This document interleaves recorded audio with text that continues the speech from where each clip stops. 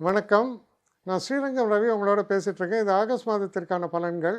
இப்போது இந்த முறையிலேருந்து நான் சொல்லும்போது 2 பகுதிகளாக சொல்கிறேன். அதாவது முதல்ல 1ஆம் தேதியிலேருந்து 15ஆம் தேதி வரைக்கும், 15ஆம் தேதியிலேருந்து 31ஆம் தேதி வரைக்கும் அடுத்த பகுதி.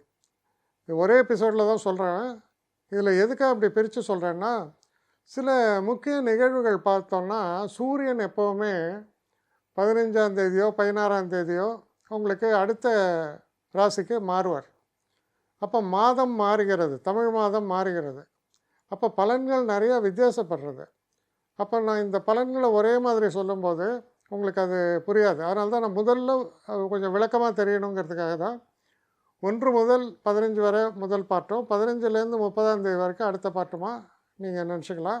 கடகராசி கடகராசி நேயர்களை பொறுத்த வரைக்கும் 1ஆம் தேதியிலேருந்து கிட்டத்தட்ட ஒரு 15 தேதி வரைக்கும் முதல் பகுதியை பார்க்கலாம்.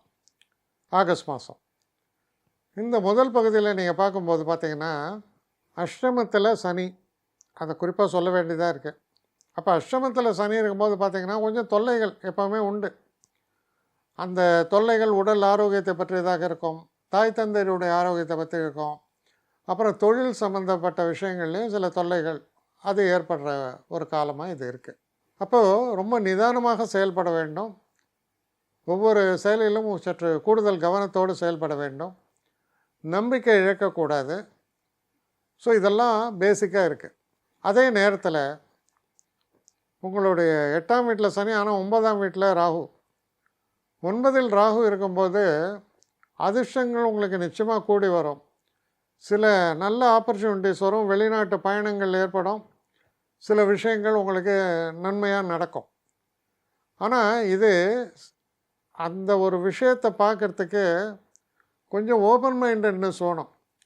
சில பேர் என்ன பண்ணுவாங்க, ரொம்ப க்ளோஸ்டு தாட்டில் இருப்பான். எனக்கு இப்படி தான் வேணும், அப்படி தான் வேணும். இல்லை, அதர் சைடு ஆஃப் த இதுன்னு பார்ப்போம் எப்போவுமே. எனக்கு இது பழக்கிடுது, ஆனால் இந்த விஷயம் இன்னொரு விஷயம் இருக்குது, அதையும் பழகி பார்க்கலாமே அப்படின்ற ஓப்பன் மைண்டட்னஸ் இருக்கும்போது ராகு வழி காட்டுவார்.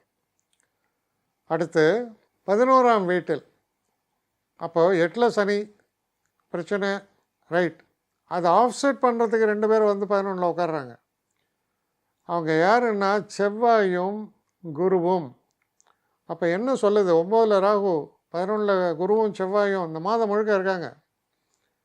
முக்கியமாக ஒன்றை தெரிந்து கொள்ளுங்கள், நீங்கள் பெனிஃபிட்ஸ் உங்களுக்கு அடைய முடியும். சில பிரச்சனைகள் இருக்கலாம், அதை சார்ட் அவுட் பண்ணி பெனிஃபிட் அடையணும். அப்போ இதை சார்ட் அவுட் பண்ணி நீங்கள் பெனிஃபிட் அடையணும்னா யார் மூலமாக இந்த பெனிஃபிட்ஸ் வரலாம்? உங்கள் மூத்த சகோதரம் வழியாக வரலாம்.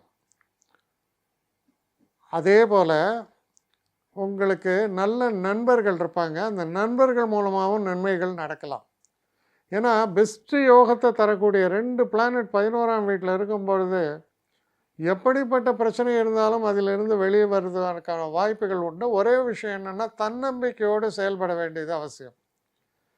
இந்த செகண்ட் வேர்ல்டு வாரில் சொல்லுவாங்க, ஒன்றுமே இல்லை யூகேல, வெறும் டப்பாலாம் போட்டு மூடி வச்சு மேலேருந்து ஃப்ளைட்லேருந்து பார்க்கும்போது அதெல்லாம் வந்து டேங்க் மாதிரி தெரிஞ்சுதான். அதுபோல் சர்ச்சில் பற்றி ரொம்ப உயர்வாக சொல்லுவாங்க.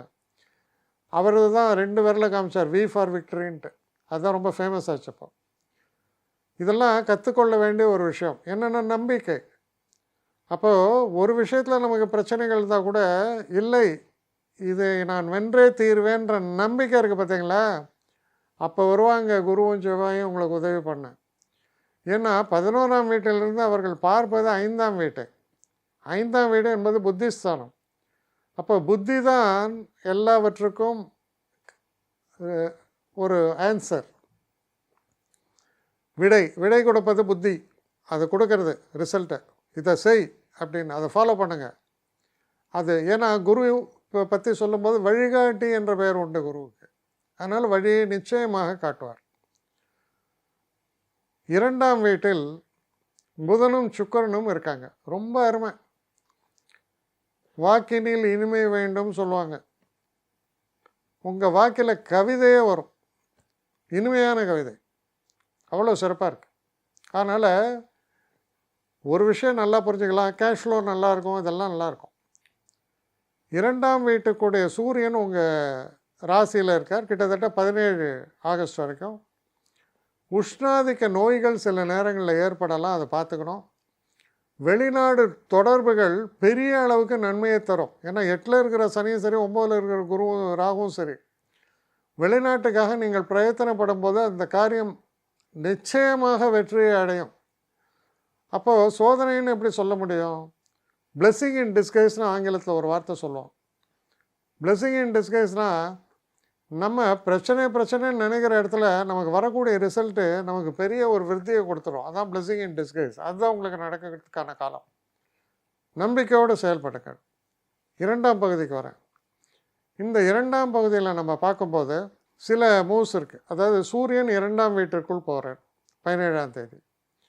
அப்புறம் இந்த புதன் வக்கரத்தில் 23ஆம் தேதி உங்கள் ராசிக்குள்ளே வருவார்.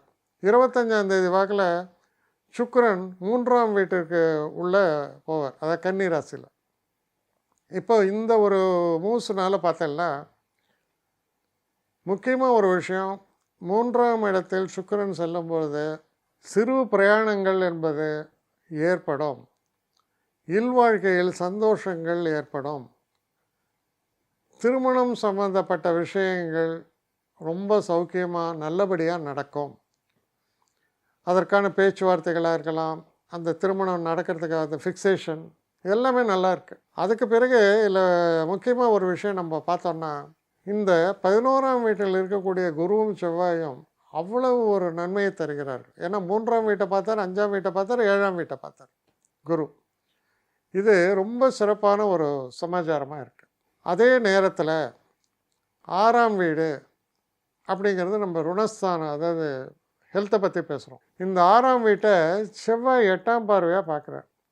அதனால் ஹெல்த்தில் கொஞ்சம் கொஞ்சம் தொல்லைகள்லாம் வரும். அது எங்கே அந்த தொல்லைகள் அப்படின்னு சொன்னால், அடிவயிறு, அப்புறம் இந்த சில பேர் கான்ஸ்டிபேஷன் இந்த மாதிரி இருக்கும் அவளுக்கு. அப்புறம் இந்த ஜாயிண்டில் வரக்கூடிய, அதாவது காலில் தொடையில் இங்கெல்லாம் வரக்கூடிய சில பெயின்ஸு, இதெல்லாம் வரதுக்கான வாய்ப்புகள் இருக்குது. சில பேருக்கு ஹிருதயம் சம்மந்தப்பட்ட கோளாறுகள் இருப்பவங்க கொஞ்சம் ஜாக்கிரதையாக இருங்க. அவங்களுக்கும் சில பிரச்சனைகள் வருவதற்கான வாய்ப்புகள் உண்டு.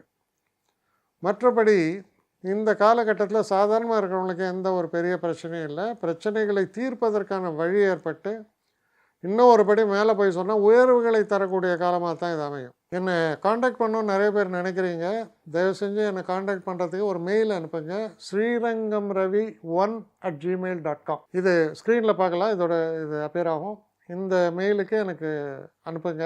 எனக்கு நிறைய பேர் அனுப்புகிறீங்க, நான் ஒருத்தன் தான் அதை பார்க்குறேன், செய்கிறேன். ஏன்னா இது வேகமாக செய்யலாம் முடியாது. ஒரு நாளைக்கு ஒரு 3 பேர் பார்ப்போம், 4 பேர் பார்க்குறோம். அதனால் கொஞ்சம் டிலே ஆகுது. கட்டண சேவை தான். இந்த கட்டணத்தை செலுத்திய பின்பும் கிட்டத்தட்ட ஒரு 5-6 நாள் ஆகும். சில பேர் நினைக்கலாம் கட்டணத்தை செலுத்தின உடனே அடுத்த நாளே பார்க்கணுன்ட்டு. அப்படி என்னால் முடியல. கொஞ்சம் பொறுமையும் நிதானமும் தேவையும் இருப்பவர்கள் நிச்சயமாக காண்டாக்ட் பண்ணுங்கள். என்னுடைய பெஸ்ட்டு சர்வீஸு உங்களுக்கு கண்டிப்பாக உண்டு. வணக்கம்.